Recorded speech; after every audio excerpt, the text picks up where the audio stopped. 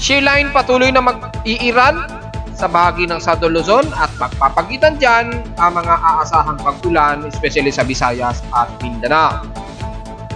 Metro Manila hanggang sa extreme Northern Luzon makakaranas ng malamig na temperatura pa rin dulot ng ating amihan.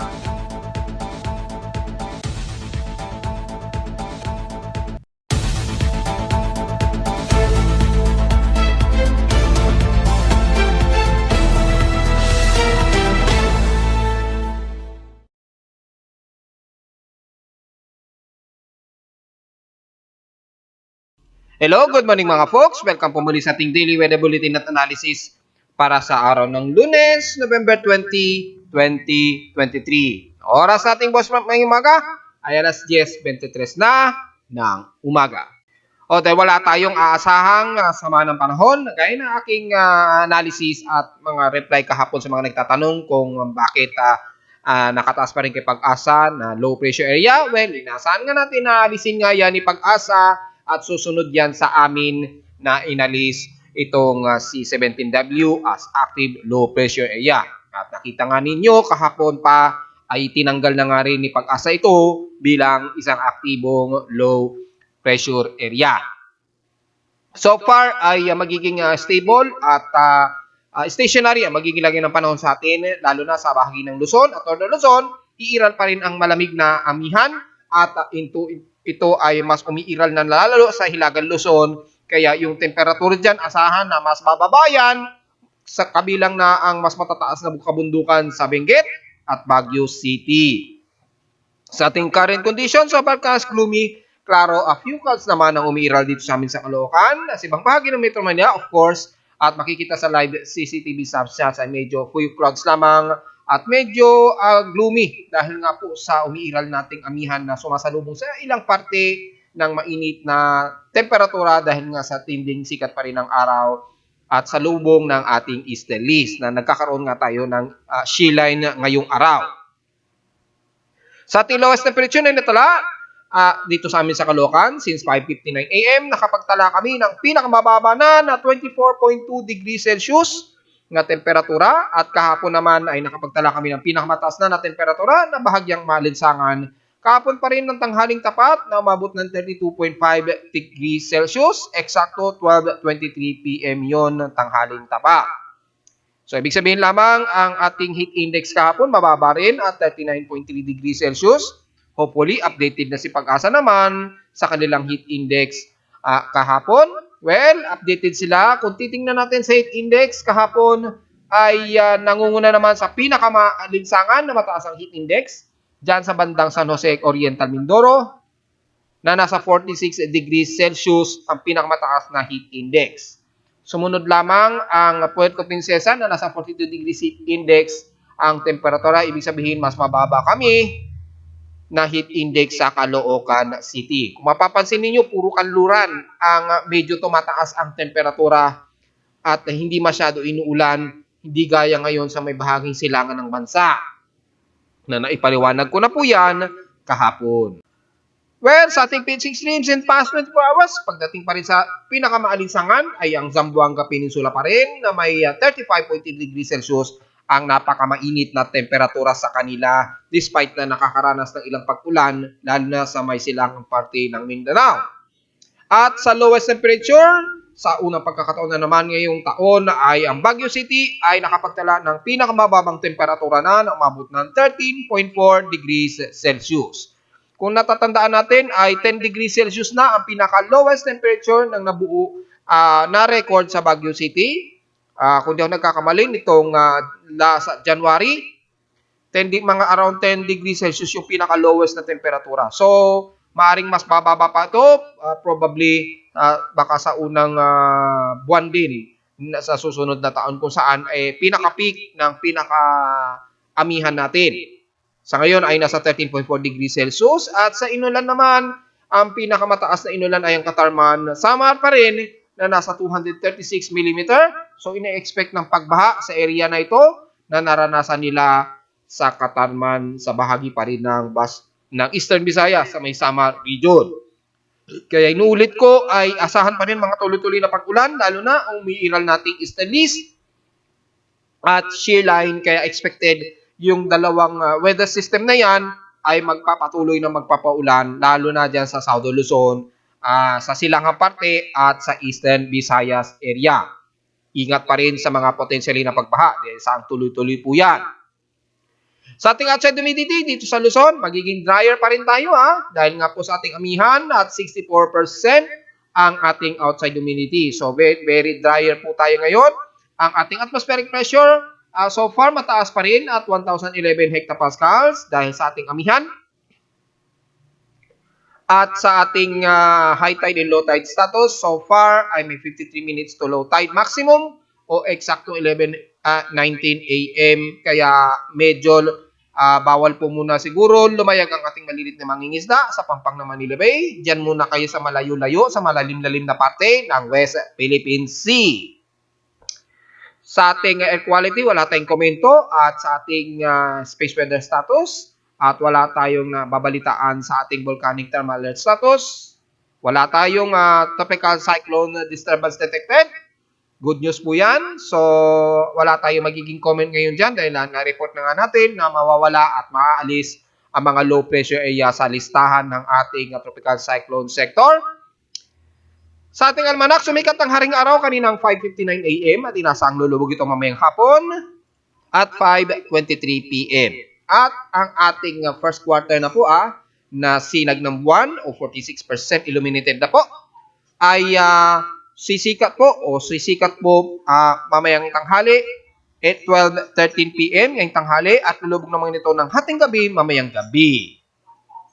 At sa ating local weather outlook para ngayong Lunes at Martes, magiging partly cloudy pa rin na maghapon at magiging cold breezy pa rin tayo. So expected yan hanggang bukas pa rin ng Martes magiging partly cloudy at maghapon. Ngayong araw, walang naka-forecast na uulanin dito sa amin sa Caloocan. So, expected sa ibang bahagi ng Metro Manila. Pero bukas, although walang forecasted na chance na pag-ulan, pero may aasahang may pag-ulan daw dito sa bahagi ng Metro Manila. Ibig sabihin lamang yan, magiging isolated ang mga pag-ulan kung sakali. Diretso agad tayo sa ating satellite imagery para sa lagyan ng panahon ngayong araw. Mula extreme Nolo Luzon patuloy pa rin ang iiral gaya kahapon ang ating amihan at magpapalamig ng todo dyan sa may bahagi ng kanluran ng Northern Luzon. Mula Ilocos Norte hanggang La Union po yan, kasama na ang Baguio City of course, na nakapagtalangan ng pinakamababang temperatura ngayong araw or past 24 hours, kabilang na ang Pangasinan at Zambales area. Siyempre sa may silangang bahagi ng Luzon, magiging mas partly cloudy ang iiral dyan, mula dyan sa bahagi ng Isabela, Cagayan Valley at ilang bahagi ng Kasiguran Aurora, pababa na po yun ng Quezon Province sa silangan hanggang dyan sa may Camarines Norte na po ng Northern Bicol Region dahil nga po sa shear line na umiiral dito, pagitan na naman. Yan, yung shear line na yan, ang pumapagitan na yan, dyan sa may bandang parting Southern Luzon. Yan, at bandang Bicol Region, dahil pa may umiiral pa ng easterlies dito, hanggat mayroon kasi tayong easterlies na sasalubong sa ating northeast monsoon, magpapatuloy po ang senaryo ng shear line na magdudulot po ng mga accumulated clouds sa pagitan niyan at magdudulot pa ng mga pag-ulan na may pagkidlat at pagkulog. At dahil po sa senaryo na yan, asahan po ang mga pag-ulan lalo na sa may bandang Bicol Region o bandang Southeastern Luzon, siyempre sa bahagi ng Southern Luzon, Eastern Visayas at Northeastern part ng Mindanao. So ilang bahagi ng Northern Mindanao makakaranas ng maulap na himpapawin pa rin at magkakaroon ng mga ilang senaryo ng mga kalat-kalat na pag-ulan na may pagkilat at pagkulog. So ang buong bahagi ng Luzon hanggang Metro Manila, magiging katamtaman, magiging maulap lamang ang ating panahon. Magkaroon man ng isolated drizzle rains ay maliliitan lamang.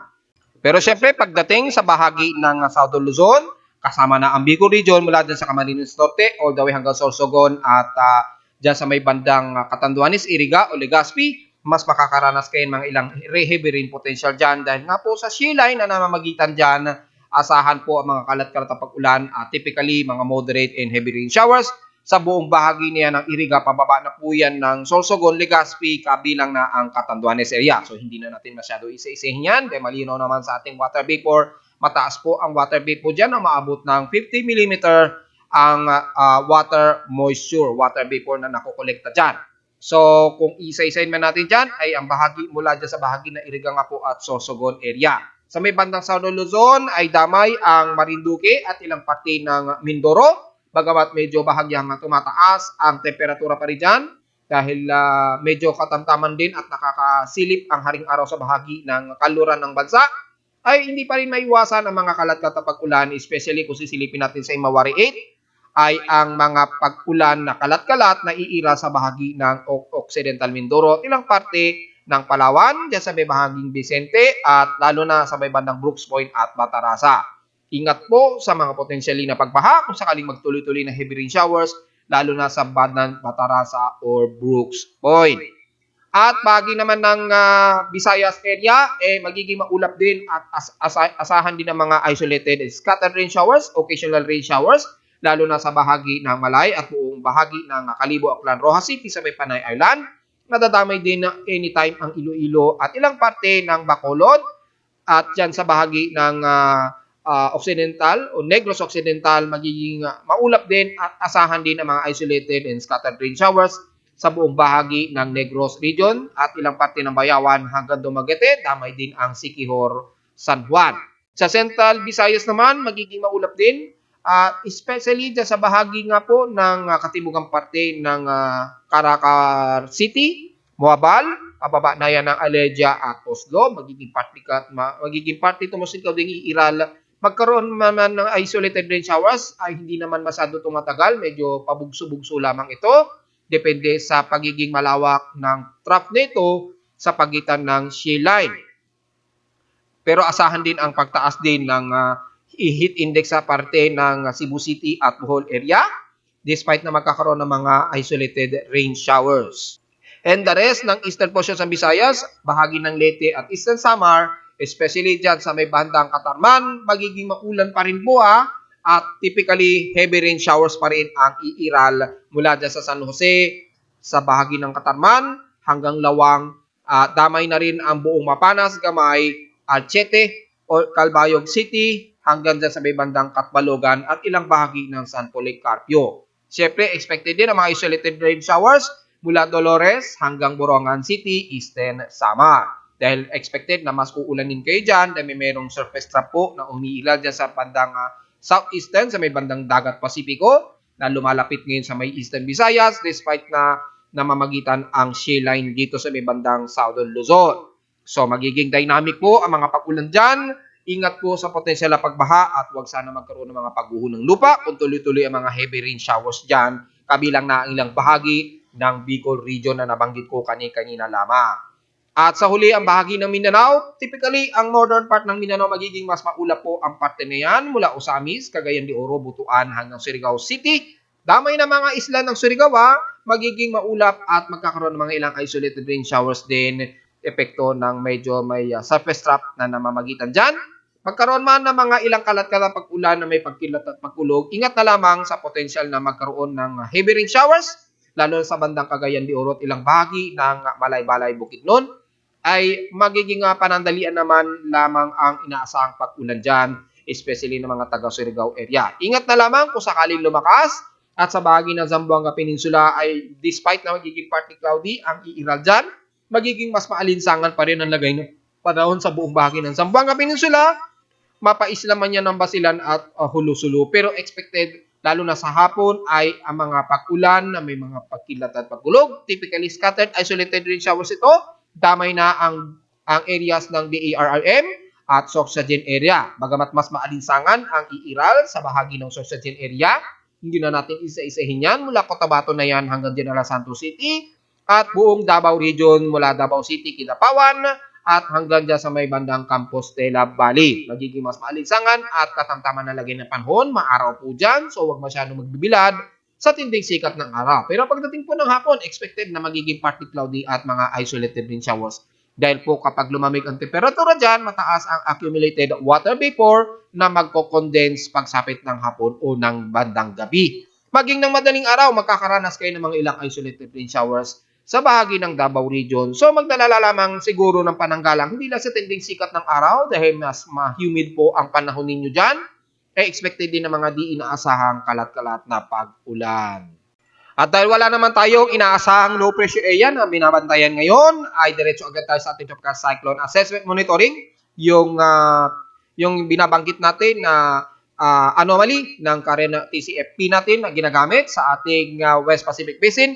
Gaya na aking sinabi ay isang trough na lamang ito at hindi na maituturing na isang active low pressure. At tinanggal na nga rin ni Pag-asa ito kahapon matapos nating mag-report kahapon ng umaga. At makikita natin dito ay sa susunod na 24 oras ay ninipis na lamang ito at magiging isang manipis ang trough na lamang. Maaring epekto lamang yan ng ating shear line kaya nagkakaroon ng mga prediction formation dyan. Pero hindi na yan isang active low pressure area. At kung titingnan natin, unti-unti nang kumukonti ng pakonti yung formation probability ng tropical cyclone formation ngayong buwan o bago magtapos ang November hanggang December. So, pakonti na rin ng pakonti ang mga tsansa na may mabubuo tayong bagyo hanggang sa pagdating ng unang linggo ng December. Kaya kung sisilipin nga natin sa Global Traffic Hazard Outlook sa ikatlong linggo nitong buwan o bago magtapos ang November, ay wala tayong makikitaan. Wala nang nagiging prediction na magkakaroon ng anumang tropical cyclone formation probability sa Dagat Pasipiko area. So, kasama sa bahagi ng Pilipinas. So, sa ating global spectral model, kung pagbabasehan natin, wala na tayong nakikita rito. At makikita natin mas iiral ang shear line. Ayan po, yung guhit na yan, yung pamagitan na yan, yung salubungan na yan. Ito yung ating amihan. Ayan po. Ayan yung amihan, aabot hanggang Northern Luzon at Metro Manila. At ito naman ang easterlies na sasalubong dito na magdudulot naman ng pagbuo ng ating shear line. So, mapapansin ninyo, ang bahagi na yan ng Southern Luzon, Bicol Region at Eastern Visayas ay mas makakaranas pa rin sila ng mga pag-ulan dulot po ng ating shear line. So, probably mga hanggang sa susunod na yan ng this weekend ay magpapatuloy ang magiging ganitong senaryo ng shear line natin. Ayan hanggang November 25 mananatili pagitan ng Southern Luzon at Eastern Luzon mamamagitan niyang easterlies na yan. Shear line na yan rather. Yung sasalubong na easterlies at yung ating amihan. Ayan yung shear line, ang linaw-linaw hanggang November 25 po yan. So malinaw yan mga folks Expected ang mga tuloy-tuloy na pag-ulan sa area na yan ng Southern Luzon at Eastern Visayas mga folks. So watch out. At kung sisilipin naman natin sa mean sea level pressure, wala naman tayong absolute na nakikita na anumang low pressure area dito sa may bandang dagat Pasipiko. Stationary sa mga 1,008 hectopascals. Ang pinakamababang atmospheric pressure sa may silangan ng Mindanao maging sa labas ng ating Philippine Area of Responsibility.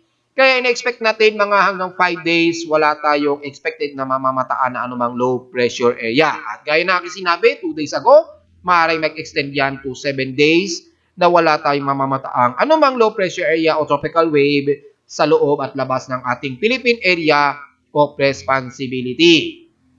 Bagamat ang ating gale warning na natiling mataas at mataas ang alon pa rin sa buong silangan ng bansa, so bawal po muna lumayag ang ating maliliit na sasakyang pandagat kung maaari lamang sa buong silangan po buong silangan ng bansa. Inuulit ko, buong silangan ng bansa mula North, Eastern Luzon, mapa Visayas man yan o mapa Eastern Mindanao, umaabot po ng 1.25 to 2.5 meters ang taas ng ating alon.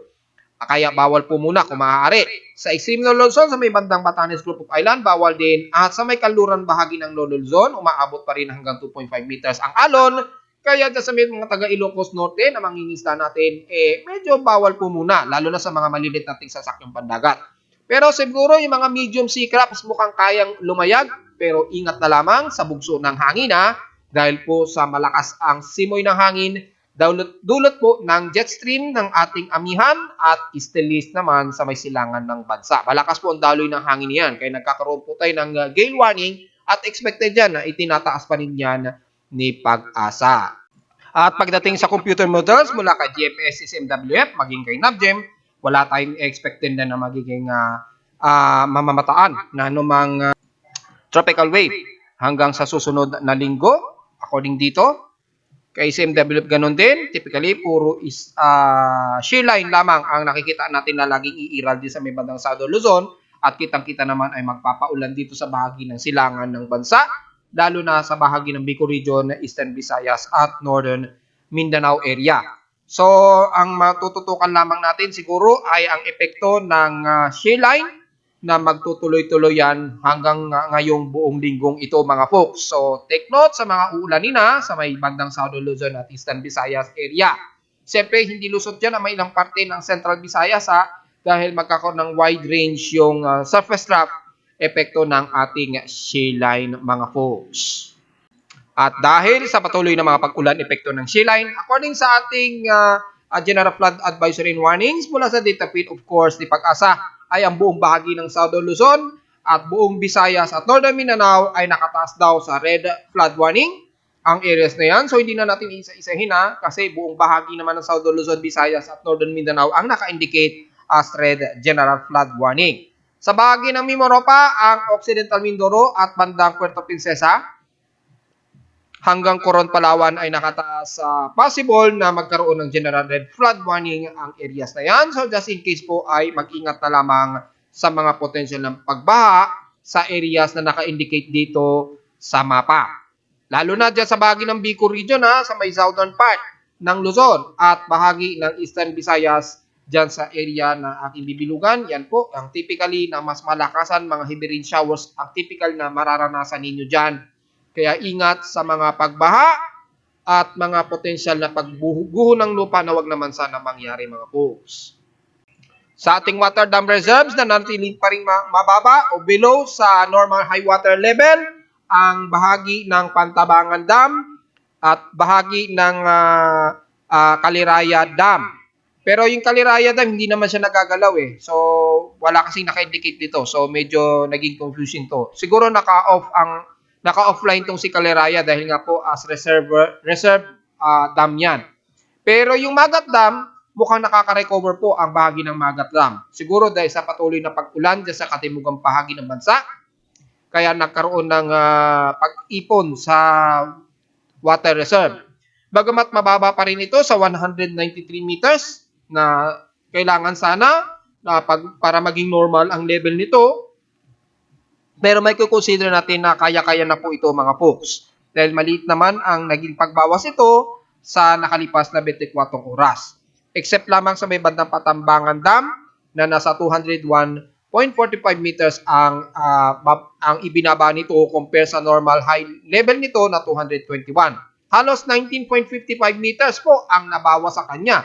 So, medyo tipid-tipid po sa paggamit ng tubig mga folks Malaki po ang nababawas sa kanya despite na ganyan kaliit na 0.02 meters ang amount sa nakalipas na 24 oras. Ang San Roque Dam din mababa rin at 267.9 o halos 268 meters.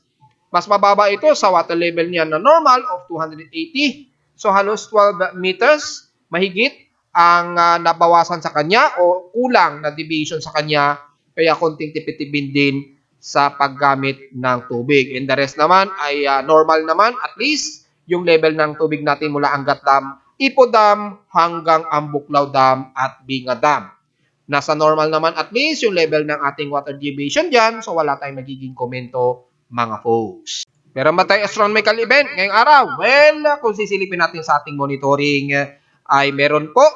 Bukod sa first quarter ng buwan ay meron tayong conjunction, nalalapit na conjunction ng Moon at Saturn muli in 11 hours time to 12 hours time. Exact time nito by 10:06 p.m. mamayang gabi. So sa mga stargazers natin, kabilang ng iyong lingkod, kung maganda-ganda ang ating himpapawid na naman, kagaya kagabi, ang linaw po ng ating himpapawid. Halos kitang-kita yung mga stars, ay maaari nating masilayan itong conjunction ng Moon at Saturn. Typically. At yung pagiging approach nito, so mga bandang 10 to 11:58 p.m. mamaya, ay expected natin na magkakaroon ng conjunction ang Moon and Saturn. Ipapost ko sa Facebook page yung pinakadetalye nito. So, take note na lamang po yan sa mga astro chasers natin na gusto ulit masilayan ang paglapit o pag-close approach ng Moon or ng conjunction ng Moon at ng Saturn. At narito naman nating 3-day weather forecast para sa araw ng Lunes, November 20, 2023.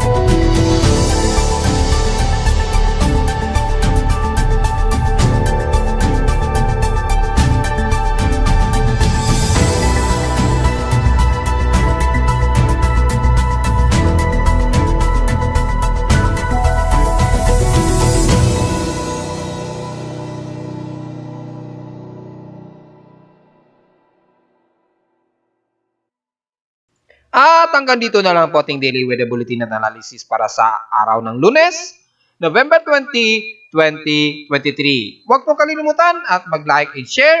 Pasuyo na lamang po, paki-subscribe na rin din at paki-subscribe na rin sa ating YouTube channel at visit lamang sa aking Facebook page at sa aking website na www.pimoweather.com para sa mga detalye na gusto niyo yung malaman na hindi natin na-report ngayong umaga at lalo na sa lagay ng panahon natin sa Caloocan at makikita sa aking real time mula sa aking weather station mismo at sa may ibang data feeds mula sa iba't ibang weather agencies.